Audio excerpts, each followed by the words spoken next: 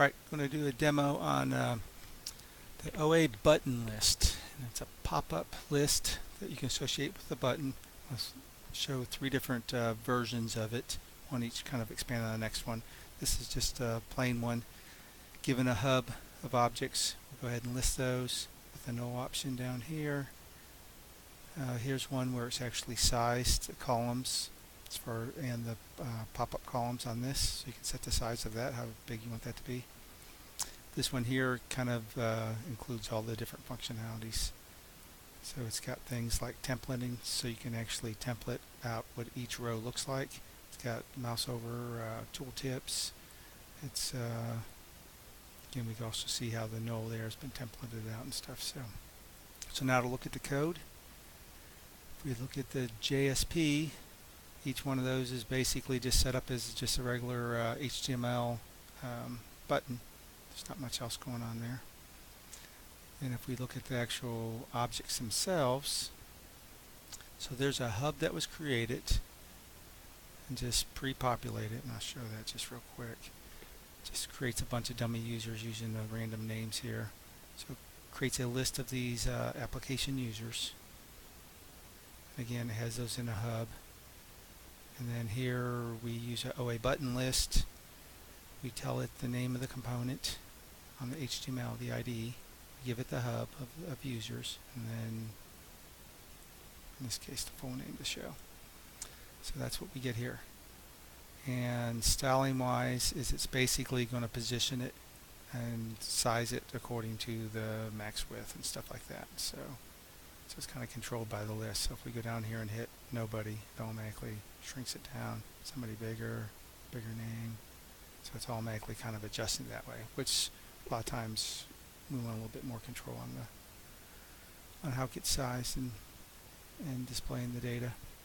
So if we look back at that, all we did was use just a OAButtonList, tell it which component on the page, the ID of it, the collection, and the full name, and that's all we did for that one.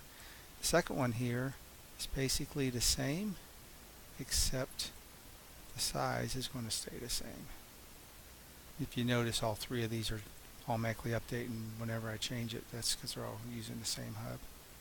This is all using the normal stuff within the oajsp for Ajax and everything, so you can kind of see what's going on if we look at the performance or the network.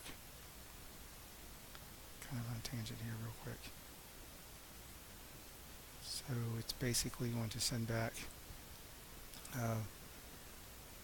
makes a call to OA Ajax JSP instead of actually submitting the form. And it sends whatever data it needs to send for that component, and then we'll get back information to update it. Since they're all on the same hub, it's basically the data that comes back updates all these components, and really there's a bunch more on the page. So if we're on Jethro Harris here, you can see that's here, some other grid components and stuff like that. And I also show the same thing. There's Jethro again.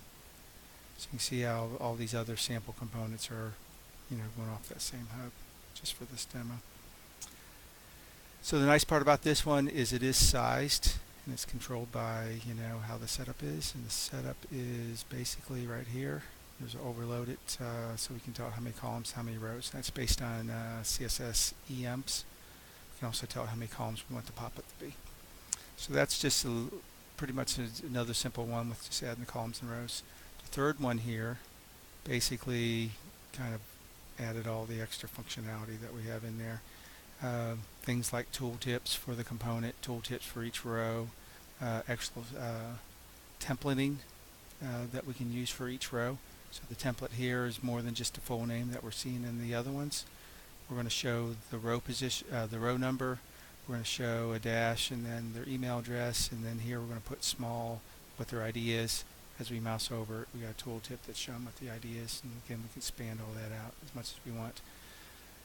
So if we look at the setup for that, again it's a little bit more code in here for this. We're setting the columns and rows again. We can intercept any of the rows that gets painted. In this case, if it's the bottom one, the null, we're going to go ahead and return back what HTML, any HTML that you want to display. Pop-up columns, we did that. And this one we added the headings. So for any list, you can actually tell it where a heading needs to begin, what position it needs to begin at. And those, as soon as you have a heading, it will automatically indent all the other ones. If you notice, none of these are indented from the other lists, and there's no headings there. So we added headings for that. We also set the template for every row. So instead of us having to intercept and writing code up here, we can actually just give it a template. And we'll talk about templating later, but within the template you can see we got some like JSP looking tags here, and it will automatically fill out these tags based on the object that it's displaying. Same thing with a tooltip. We can give it a template here for each row, and there's a tooltip for the whole component itself. The other thing we can do with heading that's not on here, not completed yet or tested, is that we'll be able to actually give it a property that we want to be the heading. So under employee, if it has a department or something like that, we'll be able to use that. So give us a couple ways to set those settings. And that's it for this demo on the OA button list.